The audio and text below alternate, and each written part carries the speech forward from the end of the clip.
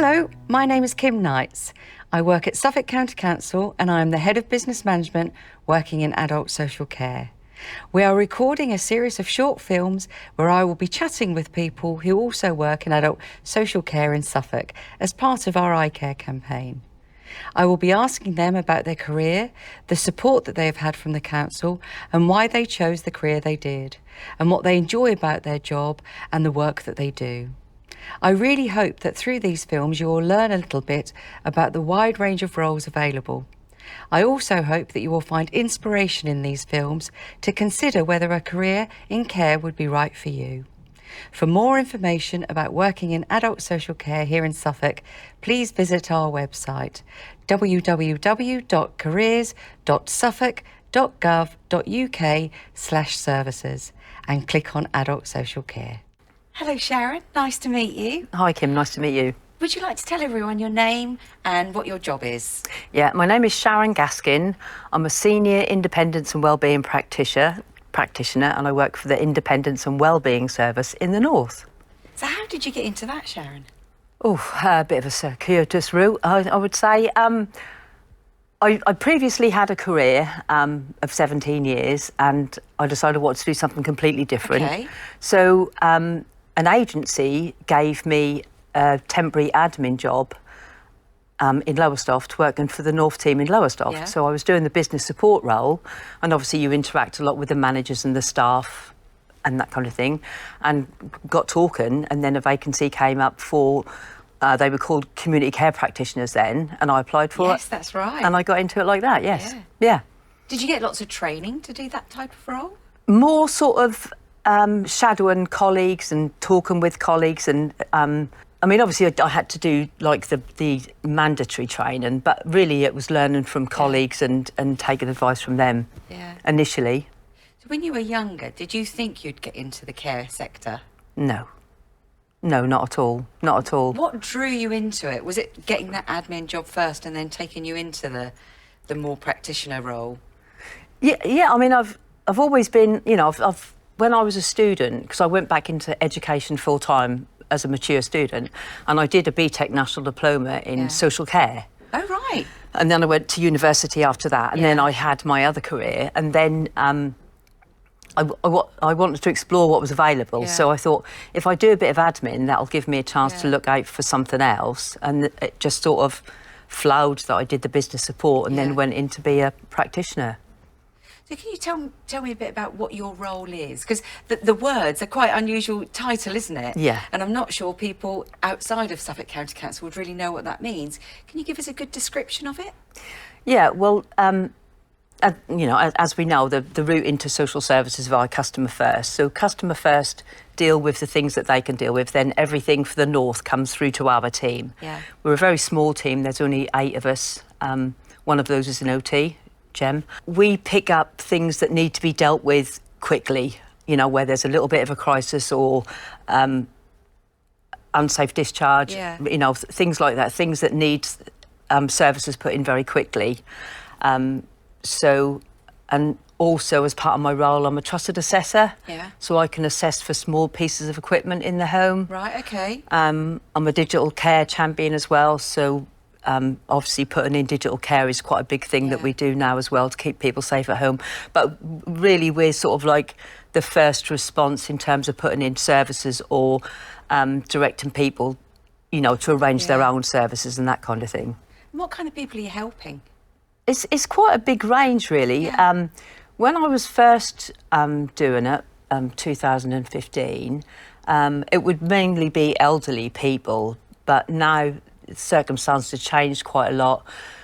So we do have quite a lot of self-neglect and hoarding referrals that we have to respond to within a certain time frame. Homeless, we get a lot of referrals to do with people being homeless, and obviously we can't provide them with accommodation, but we can, you know, direct them where they need to go to get help. We do a lot of sort of work with Access Community Trust and organisations like that. We work very closely with Home First, the Home First service. And obviously sometimes we have to arrange emergency respite for people when there's been a carer breakdown and that kind of thing. Sometimes you've had a person who's been supporting someone with dementia for quite some time, and just get... And I always feel a bit saddened that it gets to the point of almost crisis before people ask for help, you know, because then it's sort of a mad scramble to try and arrange something quickly.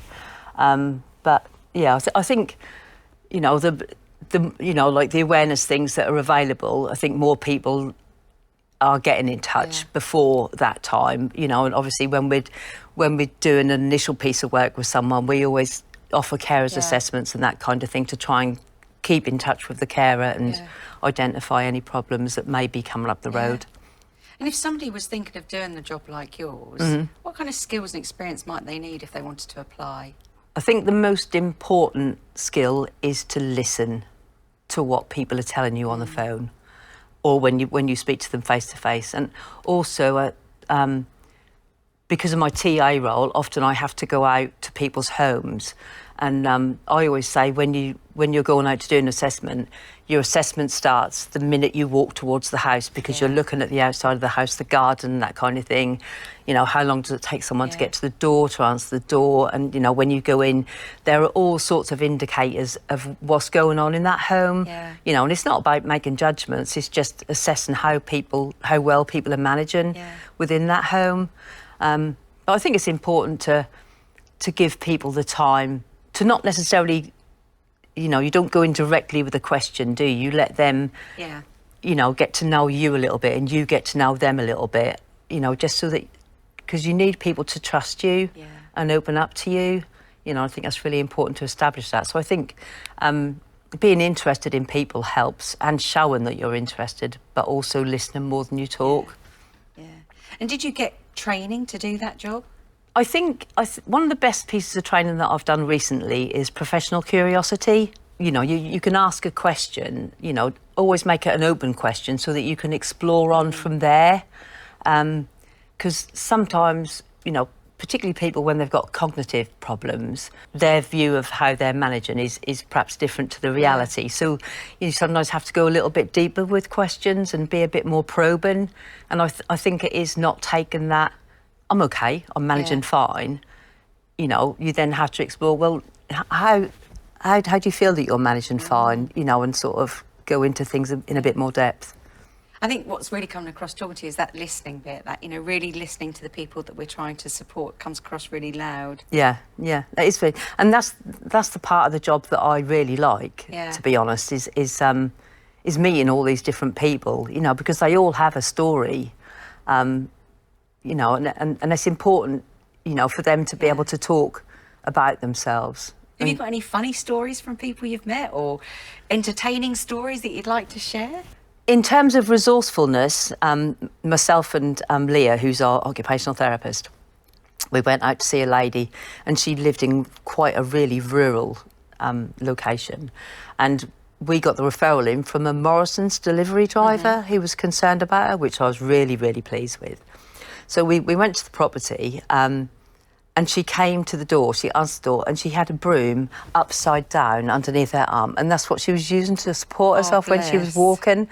And inside her beautiful home, you know, she'd managed to sort of adjust things, you know, so that she could keep her independence.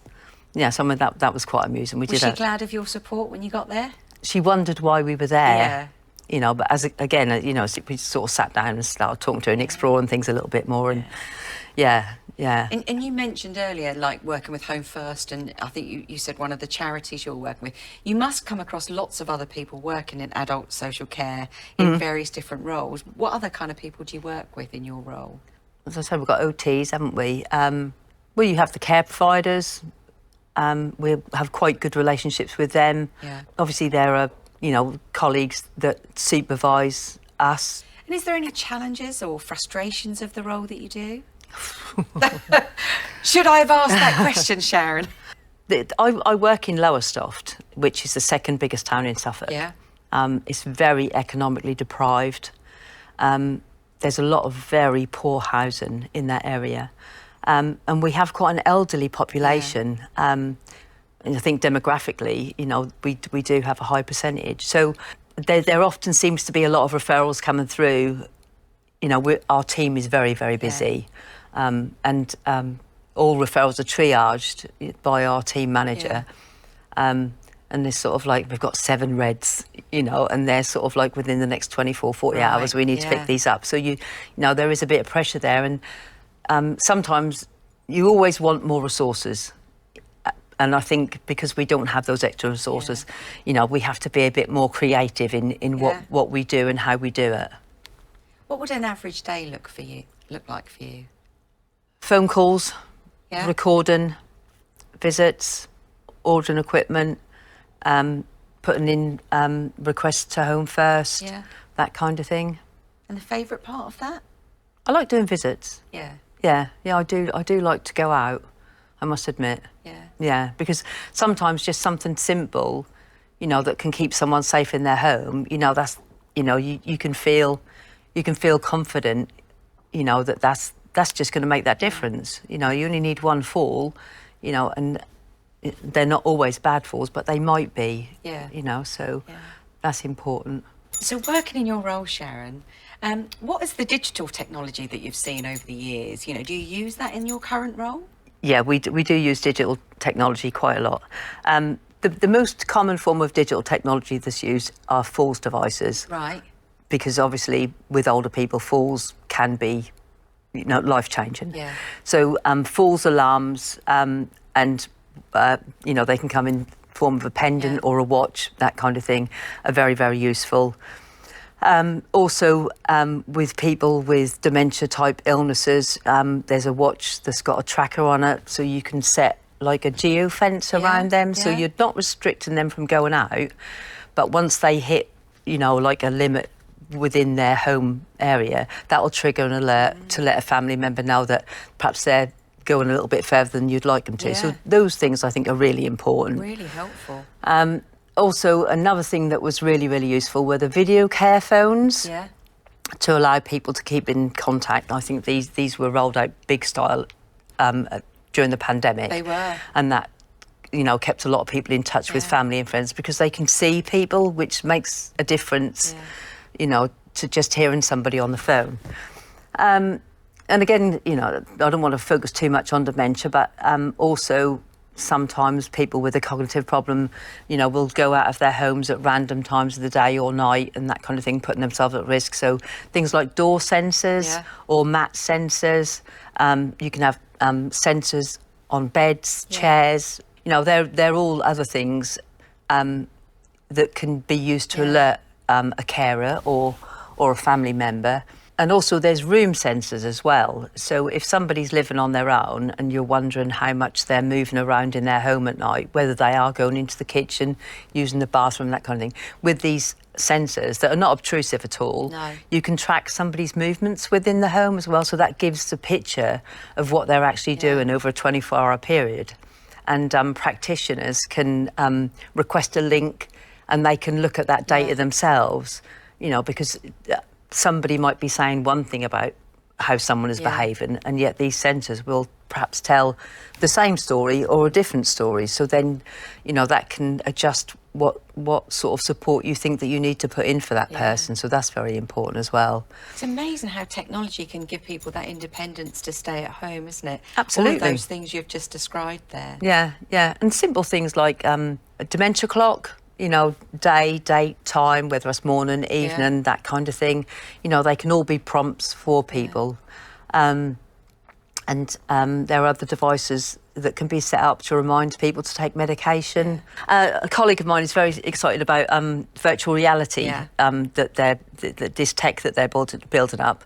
And it's a way of enabling people to see without actually going away different things. And it could just be a trip down memory lane or a walk around some nice gardens or something like that. But also, if you were talking to somebody about maybe going into a residential setting, that would be a way of showing them around a particular place, you know, so that they can see that when they're comfortable at home without necessarily, they're giving them a flavour of it before they actually go to the place to have a look round.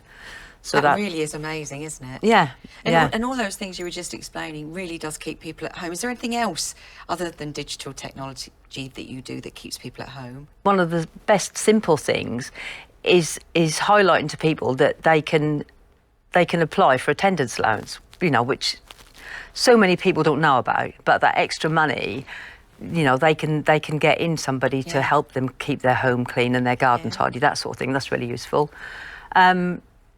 Home First Reablement Service is excellent, very, very good. And sometimes, and with the Home First Reablement Service as well, they can get a person to a certain level, and then they may not need any additional care, but then they can look at what needs to be put in the long term, but that may not be as much if they'd gone straight to a care agency in the first place. Absolutely. Because and also the Home First staff, they can assess for equipment and that kind of thing to make people more independent. If somebody wanted to get into adult social care, what would you say to them?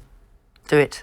Do it? Why? For the right person, it is a really nice job. Yeah. It is a nice job because you work with like-minded people. There are opportunities for progression. I wouldn't train to be a social worker now because I don't feel. I think it's for somebody younger to do. But I mean, someone in their late teens, early 20s, you can do as little or as much as you like. You can work as an independent practitioner such as myself. Yeah. Or you can do that for a while, then try to be a social worker, then senior social worker. It's whatever, but it's helping people. Trying to get the best outcomes for people, and as I probably said several times, keeping them safe and independent at home. It's a very rewarding job. Yeah, sounds it very much. Yeah, it is. And do they have to be a certain type of person to come and do this? I think you have to be the kind of person who will make suggestions to people and advise people, rather you can't tell people what they must do. Yeah. We are just there to facilitate them to the best outcome that they can have. Yeah. Thank you very much. You're welcome.